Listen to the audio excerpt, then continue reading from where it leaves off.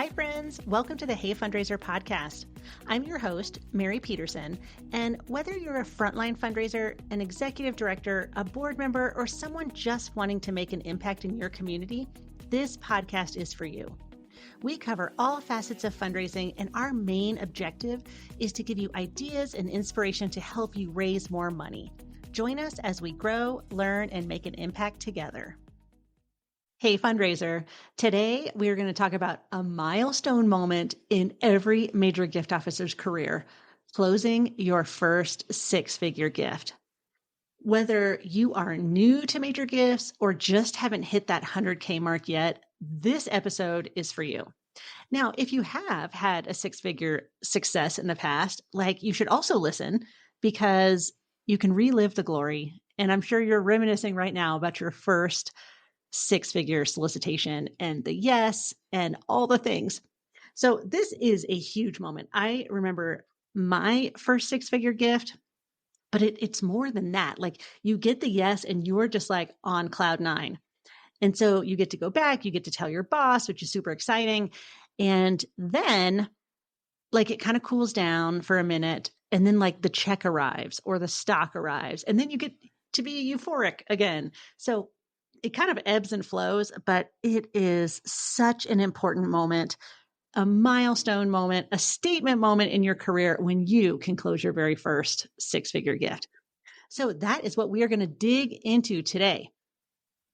So I want to talk to you about all the things you need in your tool belt, how to go about prospecting, how to go about cultivating, and then how to ask for the gift, and then what to do after you receive your first $100,000 plus gift. So let's start with the first things first. You need a good prospect. You can't chase whales. You have to find a prospect that can actually give you a six-figure gift, and then this includes pledging it over 5 years, or they have to, well, not or, it's and you have to have a prospect that loves your organization. So it's about both. You can't have just high capacity and low affinity, and you can't have low capacity and high affinity. You have to have both high affinity, high capacity. That equals a potential six-figure donor. So for that, you probably need some research done. And you don't need a fancy research report or a staffer that can provide all these things for you. You need to look at past giving in your database. That is going to associate high affinity. If they're giving consistently, if they're increasing their giving is like a heartbeat in your data. This is also going to be about understanding what they care about. So essentially, you are matching your prospect's passion with their pocketbook. And you have to start square one with finding somebody that can actually give at that level. Now, for some of you out there, I know that's oh my gosh, $100,000 gift, that's huge. And it is, depending on where you are, where your organization is in its growth and its trajectory, it can feel like you're climbing Mount Everest. However, with all of the tools that I'm going to talk to you about today and the methodologies, and if you have the prospects, this can happen. You want to start with qualified prospects. So that means high capacity, high affinity. You also need time to fundraise. One of the biggest complaints I hear from major gift officers and executive directors and directors of development is that they just don't have enough time to fundraise. So be that fierce protector of your time and spend time on major gifts. It's not going to happen if you don't spend time on it. What you focus on is where the work gets done. So focus on major gifts, make time for it. So now that you have a prospect or 8, which would be lovely, and you have time, now you want to focus on what you need to actually go out and cultivate. Let's talk about the toolkit for just 1 second. You have to have programs and projects to rally around. Now, this may be very easy. You might work at a place and this is articulated, but for some of you out there, it's really not articulated well. And I know this just because I do a lot of informational calls and people who are really interested in doing major gifts. And I really say the same thing to them, like, okay, let's think about your impact areas. Maybe there's 3, maybe there's 5. And within those impact areas, what are the fundable things? So let's say education is one of your impact areas. Like, what programs underneath education might be interesting for a donor? And it doesn't have to be a new program. Like, I would highly recommend not building a program to go raise gifts around. Raise money for your existing programming. It's already making an impact. You already probably have some stats on it, but you need some highly articulate, like almost like a case for support. So think about your big impact areas, think about your programs, your upcoming projects, and make a list and kind of categorize things into these big impact areas. So this is what you'll kind of use when, like, not that it's donor facing, but this is what you're going to use to kind of organize your thoughts. So you need something to talk to your donors about. You also need inspiring site tours. You need to have a place to, or it doesn't have to be a physical place. It can be a virtual place. You can do a webinar with a program expert. You can take people, you can have a video of showing your program in another country. So it doesn't have to be like on site, but I'm just using the term site tour. So you need a really effective way to show people, not just tell them, to show them your projects and your programs while they're happening. So you have a list of programs and projects. You are able to bring people closer to your programs and projects. And then you also need to understand like the exact impact that your program is making, or if it's still a startup, if it's still in early stages, like what impact are you striving for? Because that's also something that you can talk with your donors about. You have prospects, you have time to spend with them, you've made a matrix of your programs, projects, you have some collateral, whether it's a one-pager, a case statement, an impact report, just something that you can take to donors. So now is the time that you want to start to cultivate. So we could have a summit about how to get in the door with different prospects. And I'm going to link something in the show notes. I do have a course right now. It's $47. And it's like how to get in the door with prospects and how to have your very first meeting. Like, what does that look like? So if you're interested in that, check out the show notes.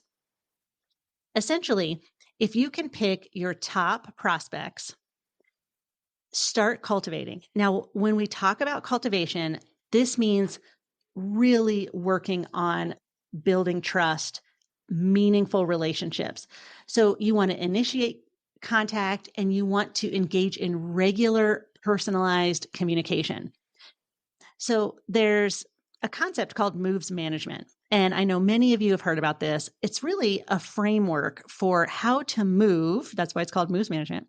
How to move a donor from identification all the way to stewardship.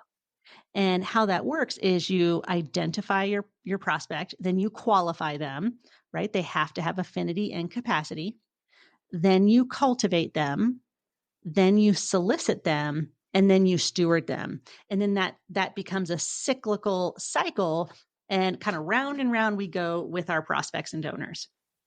So when you start to cultivate, you really want to have personalized moves. You want to always be moving that prospect closer to the solicitation, closer to making the impact they want to make in the world. Cultivation, I could probably write a book about cultivation. So it needs to be regular. So I am a big fan of smaller portfolios, deeper relationships, quicker major gifts. When I'm working my portfolio, it's usually 20 people or less. And I'm in touch with those 20 people or less 2 to 4 times a month until I'm ready to close. And I typically close gifts within like 6 to 8 months. it's quick, but it's very purposeful. It's very deep communication. There's a lot of listening and asking questions. Essentially, what you're looking to do during cultivation is understand what motivates them to give, why they give to your program or your organization, what change do they want to make in the world, and what concerns do they have about your organization. So these are things you want to understand and address before you go in and ask for a six-figure gift. I mean, if somebody has lots of concerns, but you haven't created space for them to talk about their concerns and for you to address those concerns, when you get in there and ask for a six-figure gift, it's not probably going to go well. That is one of the questions that I typically ask during cultivation is, what are your concerns about our organization? Like what do you hear? Is there anything that keeps you up at night? These are things that you want to know and you want to rectify before you get in that room for solicitation. So you're going to cultivate for, let's say 6 months. Now, some people say it takes years to close a six-figure gift. I do not agree with that. I have closed a 9-figure gift in 7 months, and that was a cold call. I started in January, wrapped that gift up in August. So you don't have to get into what I call serial cultivation, where you're just cultivating and cultivating and cultivating. And then like the ask comes, but you have this like deep relationship with the donor and it kind of gets weird. And then you want to stay professional. You want to stay on task. Everything you do with this donor should be purposeful and meaningful and specifically move them closer to the gift. That could be bringing in program experts. It could be bringing them in for that site tour. It could be having lunch with a board member or a peer to understand why they give to the organization. It could be a event at someone's home, like a little salon event or a Jeffersonian dinner. There's so many different ways to cultivate, but as long as it's regular and it's personalized, then you are well on your way. One of the biggest questions I get is, how do you know when it's time to ask for a major gift? The answer is very simple. I can hear all my coaching clients right now just saying the answer like in perfect unison, which is when you've gotten permission to ask for that gift. I am a big, big believer in permission-based fundraising. What that means is you meet with a donor, and before you leave that meeting, before you get off that phone call, before you stop texting, emailing, however you're communicating with that donor, before you end that, you want to agree to next steps. Now, for a long time in my career, I did not do this and I kind of flailed. In full transparency, I could have closed gifts quicker. Things could have been more purposeful. However, hindsight's 2020, and now so you don't have to make the same mistakes I did.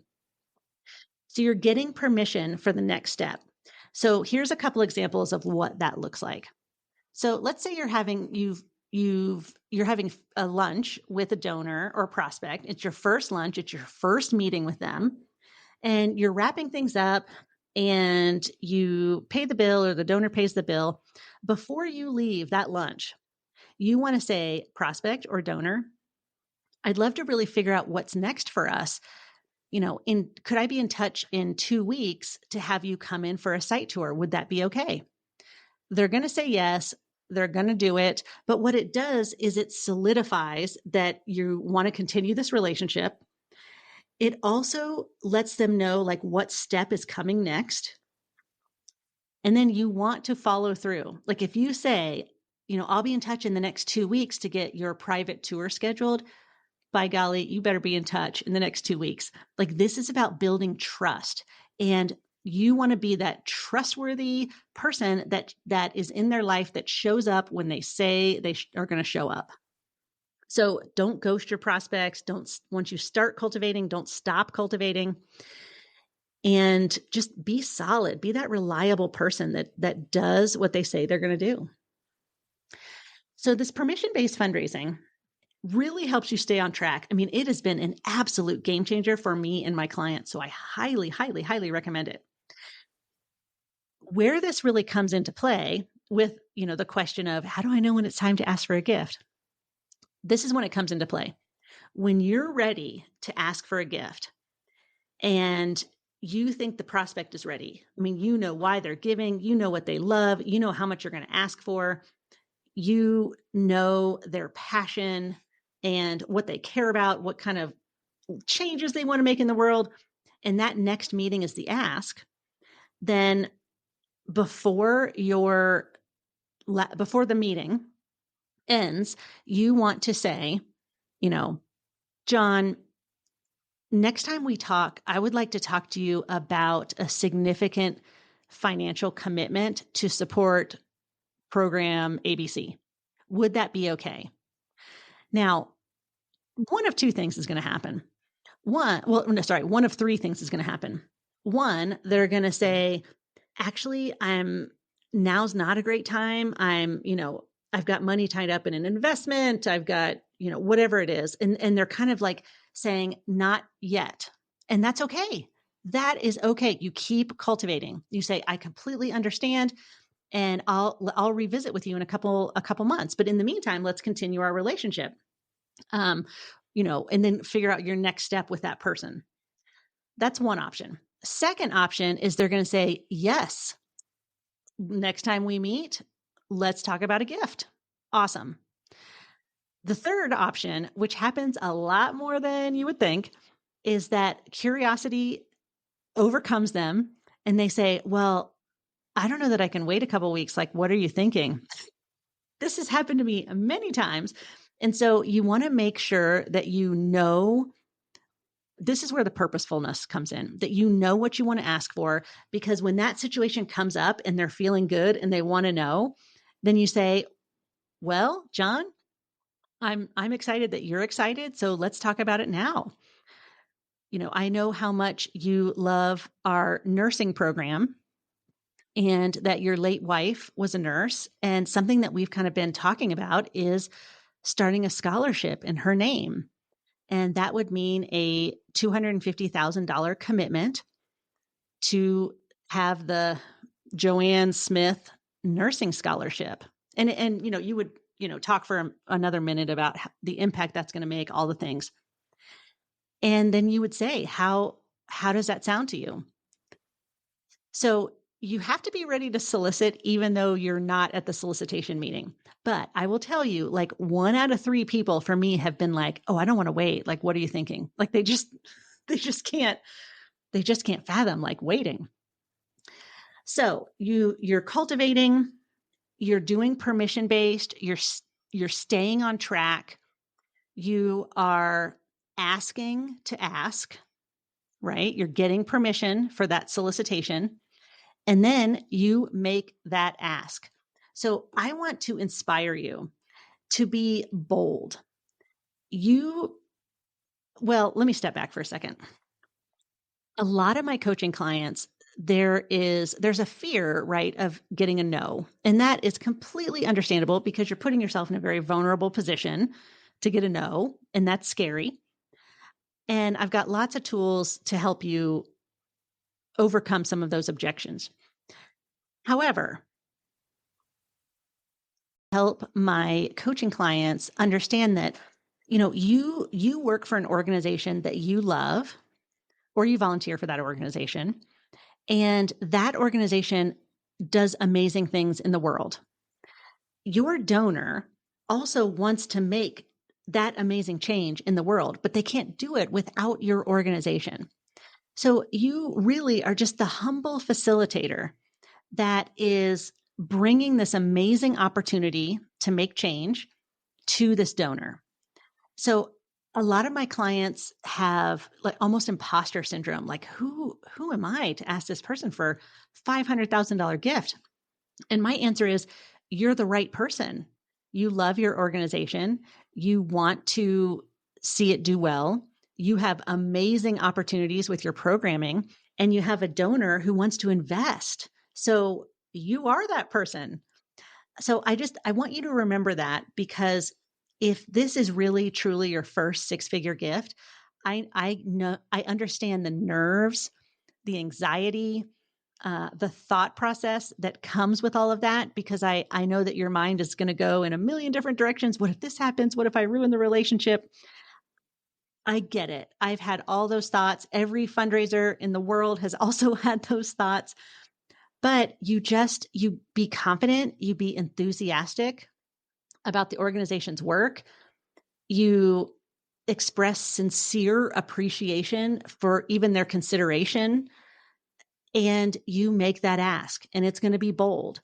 But it's not like you're just asking to this person you've never met before.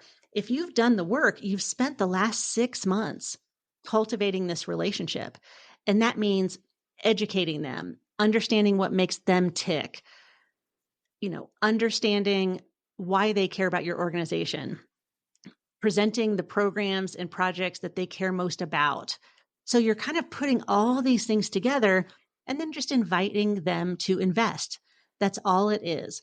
And so my hope, fundraiser, is that calms some of the nerves that come with asking for that gift. Okay, so we're kind of bringing it all together, right? You've got prospects, you've got time to fundraise, you've got programs and projects to fundraise up around. You can show people the impact they can make, whether it's video or in person. You have written materials that you can use in a solicitation, and you're cultivating that relationship for 6 months. And by the way, I would be in touch 2 to 4 times a month. That can be anything. It could be a quick call like, hey, Susan, I just saw this article come out and I thought you might love it. So is it okay if I email it over to you? Like that, again, that's permission-based fundraising. So you pick up the phone, hey, can I send this email? And then when you send the email, you're going to plan out the next step with them. So you've got a lot of things going for you. Then it's time to make the ask. And I want to be very clear about making the ask. You want to choose the appropriate time and setting to make this solicitation. Like if it's over drinks because that works for the donor and you're in a bar and it's loud, then that's fine. Usually it's not like that. Usually it's in a much more intimate setting, their home, tucked into a corner of a restaurant or at your organization in the conference room.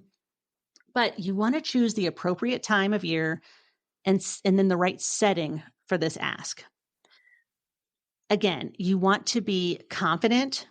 Your organization does amazing work. You are representing that organization. Get in there and get it done.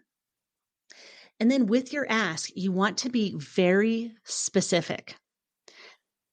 You want to use phrases like, let's say you've talked about a program that you have and they're on board. They love it. It's their favorite program. You're going to use verbiage like this. Would you consider a leadership gift of $100,000 to make this program possible? So what you've done here is you are asking.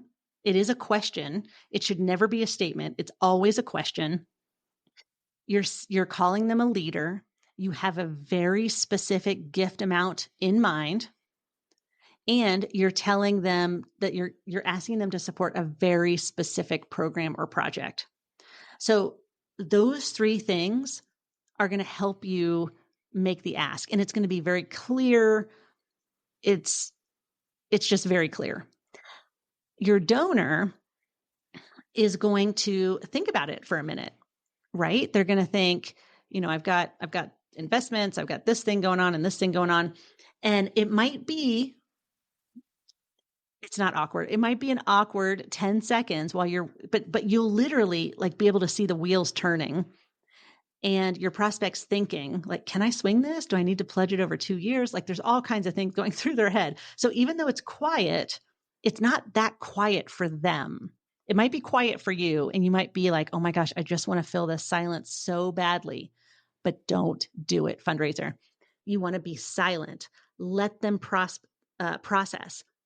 Don't rush to fill that silence. Give them the time to think about this gift, think about how meaningful it is, and let them answer. Now, I have a couple other podcasts about, how to handle objections and how to turn a no into a maybe and a maybe into a yes. So there's a whole, I think there's 2 or 3 other podcasts that will really help you with that. But your chances of getting a no are very slim if you've done the work, if you found the right person, if you have time to spend with them. That's the best thing. That's the best cultivation, is being in the same room at the same table, having a conversation with this person. You have the right programs. You've matched the program that they love with your solicitation. You're helping to make change in the world that they want to make. You've spent time understanding why they love your organization. You've handled any objections about your organization or about leadership or anything that's kind of come up. And so the next logical thing is to ask. Now, I'm going to assume, because I am an eternal optimist, that you get a yes. When you get a yes, you need to be excited. Now, I know you'll be excited because this would be your first $100,000 gift or a 6-figure gift. But be excited for yourself internally. Be excited for the donor and your programs externally. Immediately talk about how this gift is going to revolutionize whatever program, how it's going to put your organization on the map, how it's going to affect the clients you serve. Have a really solid statement, something powerful to say after they say yes. It also is going to be somewhat of a negotiation. So also be prepared for that. I mean, some people might say, gosh, 100,000 is a lot to swing right now. And you have a few things in your back pocket. You can break this gift up. You can do part of it as stock and part of it as cash. You could pledge it over 2 years. There's all kinds of different ways to negotiate that the donor won't think of. And that's really where your role comes in, is to present all the opportunities for them to make this happen. Okay, so you're excited. They said yes. You're going to negotiate the details. Fantastic. You have your really amazing impact statement, locked and ready to roll. And then I want you to continue that excitement. So when you leave that meeting and you've got that verbal commitment, I want you to call the very next day and say, I'm still so excited. I don't know about you. I barely slept. Whatever. It should be whatever your personality is. It should reflect the personality of your organization, and just be really thoughtful. Then you can get, your gift agreement signed. You can take care of all the logistics, all those little things. However, when the gift arrives, when the stock arrives, even when the pledge form arrives, I want you to call that donor back and say, I got the form, or the stock just arrived and we're about to sell it. Or, whatever.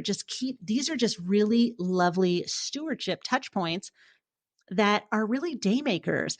A lot of fundraisers, they just kind of close the gift, and they steward, but they don't really steward with the gusto that I think a 6-figure gift should warrant.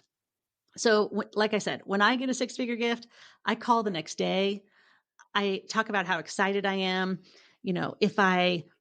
If I work at an organization that has children, I'll have, kids draw pictures. Or if I work at an organization that has animals, I'll go take pictures with animals and just send something that's so fun. Then I follow up with when the gift arrives, and then I continue to follow up. Okay, your gift has now been put to work. We got the cash, or we got the stock. Here's the next 3 things that are going to happen because you made this gift. You should always be in touch, keeping them in the loop. And that is going to set you up, fundraiser, for your next big 6-figure ask from that same prospect. So again, I wouldn't be a good consultant if I didn't say to you that if you have a prospect that is open and willing to give you six figures, that you want to be thinking about the future. And in maybe 5 years from now, you want to go back to them and talk about a seven-figure commitment or a gift that's 5 times, what they gave this time. And because if you have built the good relationship, you're regular, you're, purposeful in your communication with them, you understand what they love, you are stewarding that gift, there's no doubt in my mind that they will be back to make another gift, and a large one. Okay, so a couple things before I end this podcast is I have a little free webinar that is called the 7-Figure Fundraising Success Method. And it's a 30-minute little class. It's free. And it's going to go through a lot of the things we talked about today. And it's going to help you diagnose where you are. Like, can you offer site tours? Do you have enough time to fundraise? Do you have firsthand experiences for your donors and prospects to experience? Like, do you have are you going after the right people? And it's kind of a fun little audit. It's very joyful. So I know you'll love it. But go ahead and hit the show notes because I'm going to link that free 30-minute webinar there. And let me know how you fare. You're gonna go through an audit, like, I don't know, 10 or 15 different areas of your fundraising program. And it's an audit for like red, yellow, green. Like red, oh, we don't have this, we need to build it. Yellow is it's half baked, but we need to improve it, or we haven't looked at this in a while. And then green is, yes, we are ready to rock and roll. So ideally, if you can get all of the things in the audit green, then you are ready to close six-figure gifts, my friend. Okay, fundraiser, until next time. Hey, fundraiser, thanks so much for being here today. Did you know that we create a special page for each episode that contains helpful links, episode highlights, standout quotes, and freebies? Check it out in today's podcast description. If you loved what you heard today, would you kindly give us a rating and review? It really helps other fundraising professionals find our Hey Fundraiser community. I'm Mary Peterson, and thank you for listening.